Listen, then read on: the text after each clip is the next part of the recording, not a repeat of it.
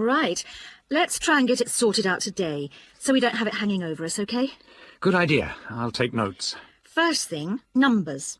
Have we got anything definite? Well, I've been working it out, and I think 40 to 43. Shall we put 45 to be on the safe side? Yep, fine. Dates. Well, that's straightforward. The last working day before Christmas, which is... Which is December the 21st. Which is going to be pretty difficult to book at Christmas. So we'd better think of 2 or 3 places, just to be on the safe side. Well, last year's was hopeless. The Red Lion, wasn't it? Yeah. We ought to go for something more expensive, 'cause You gets what you pay for.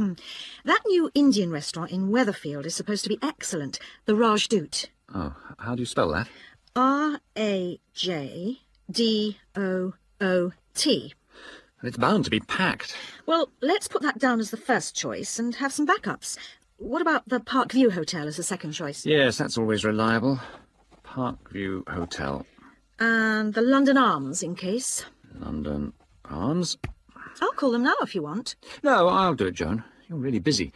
Oh, have you got the numbers? Not for the Rajdoot, but...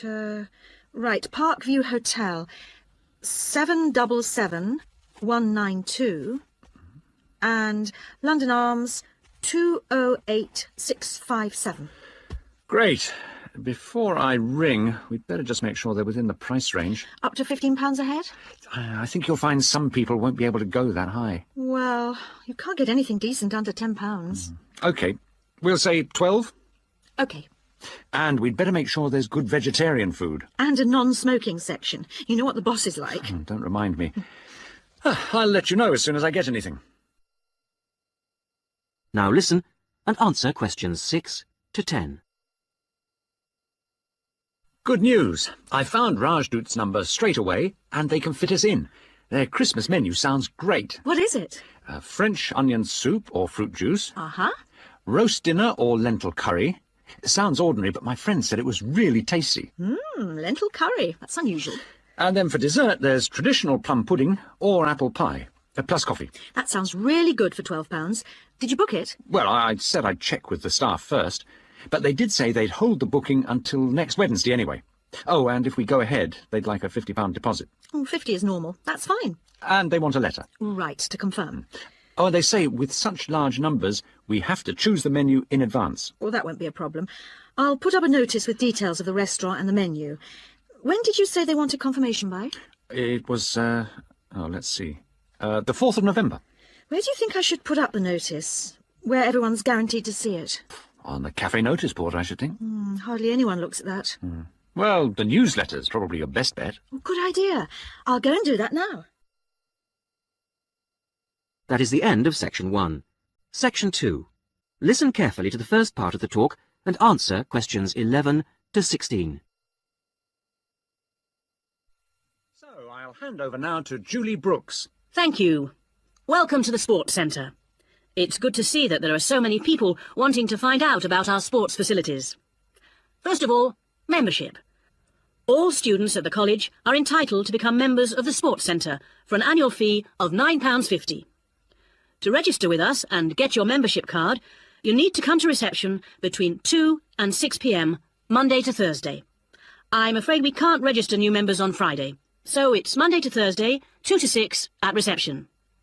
Now, there are 3 things that you must remember to bring with you when you come to register. They are your union card, a recent passport-size photograph of yourself, and the fee. It doesn't matter whether you bring cash or cheque. We can't issue your card unless you bring all 3, so don't forget your union card, passport photo and fee. Then once you've got your sports card, you will need to bring it with you whenever you come to book or use any sports centre facilities. Booking over the phone is not allowed, so you have to come here in person with your card when you want to book. Our opening hours seem to get longer every year. We are now open from 9 a.m. to 10 p.m. on weekdays and from 10 a.m. to 6 p.m. on Saturdays. For those of you who are up and about early in the morning, we're introducing a 50% morning discount this year. This is because the facilities tended to be underused in the mornings last year. It means that all the sessions will be half price between 9 a.m. and 12 noon on weekdays. Now listen and answer questions 17 to 20. So, what exactly are the facilities? What sports can you play here? Well, this room we're in at the moment is called the main hall, and it's used mainly for team sports such as football, volleyball and basketball, but also for badminton and aerobics. On the other side of the reception area, there's the dance studio. This provides a smaller, more intimate space, which we use for ballet, modern dance and martial arts. Not at the same time, of course. Then, in a separate building, which you may have noticed on your way here, it's on the other side of the car park, there are the squash courts, 6 of them. And at the far end of the building, a fitness room. This is our newest facility, only completed in the spring, but it's already proving to be one of the most popular. As well as all these facilities available here on the campus, we also have an arrangement with the local tennis club, which is only 2 miles away, entitling our students to use their courts on weekday mornings in the summer. So, I think that there should be something here for everybody, and I hope to see all of you at the centre, making use of the facilities. If, in the course of the year, you have any suggestions as to how the service we provide might be improved, or its appeal widened, I'll be interested to hear from you. That is the end of Section 2. Section 3. Now listen and answer questions 21 to 30. Good morning, Mrs. Collins. I just wondered if you could help me with this entry form for the Young Electronic Engineer competition. Hello, John. Oh, you've made the jigsaw for blind children with the bleeper. When they put a piece in correctly, that's right. OK, let's have a look at the form. Right, thanks. I've never filled in one of these before, so... Well, let's just do it in pencil first. So, name of designers. Well, Anne helped me with some of the electronics work. Then you must put her name in as well. Right. Anne Ray. Sorry, it's A-N-N-E, and her surname is spelt R-E-A. Good start. OK, R-E-A. And age is easy. You're both 16. What have you called the design? Oh, keep it short. What about jigsaw puzzle design for visually handicapped? Too long. Just say blind puzzle. That'll do. OK. Right now, size of equipment? I've got it noted down here. Yes, width is 20 centimetres. OK. Length is 50 centimetres, and then the depth is, well, it's very little.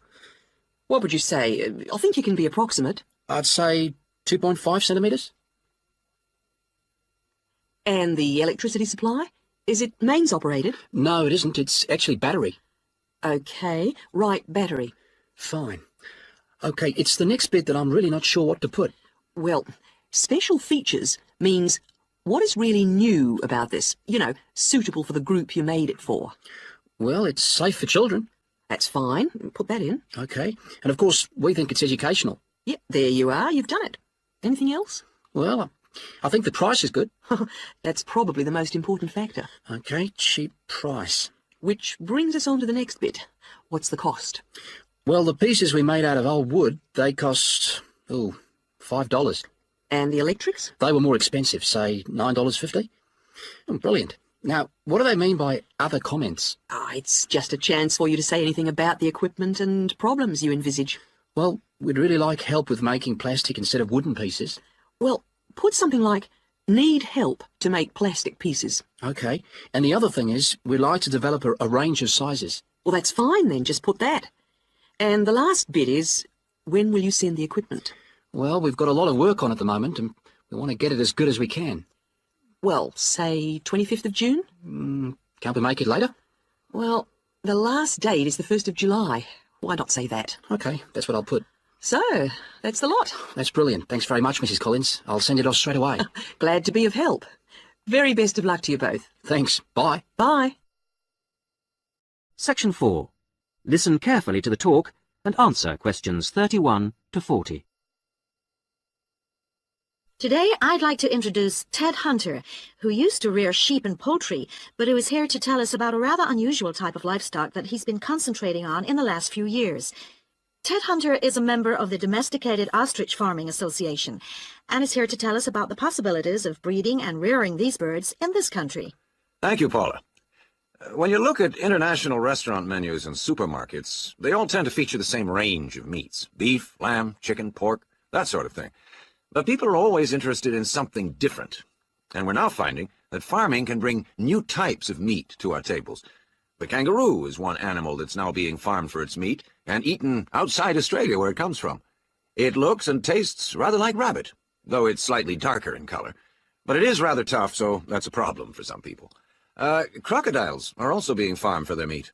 This is rather like chicken, pale and tender, and it's getting quite fashionable. Some people also find it's rather fatty, but I think it makes a really tasty sandwich.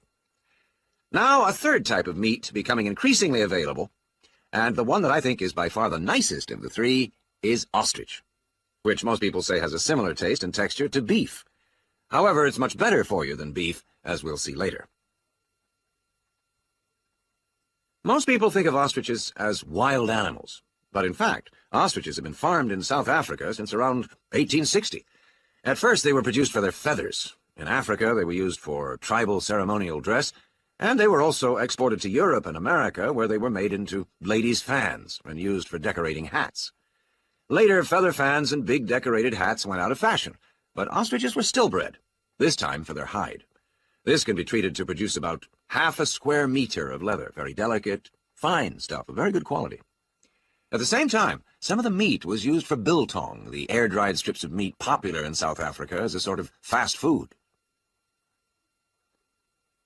However, recently there's been more and more interest in the development of ostrich farming in other parts of the world, and more people are recognizing its value as a food source. Ostrich meat is slightly higher in protein than beef, and much lower in fats and cholesterol. It tastes good, too. A series of European taste tests found that 82% of people prefer ostrich to beef.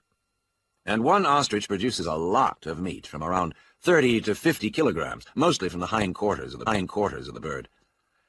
Farmed ostriches don't need African climates, and in fact, ostrich farming is now becoming well established in other parts of the world.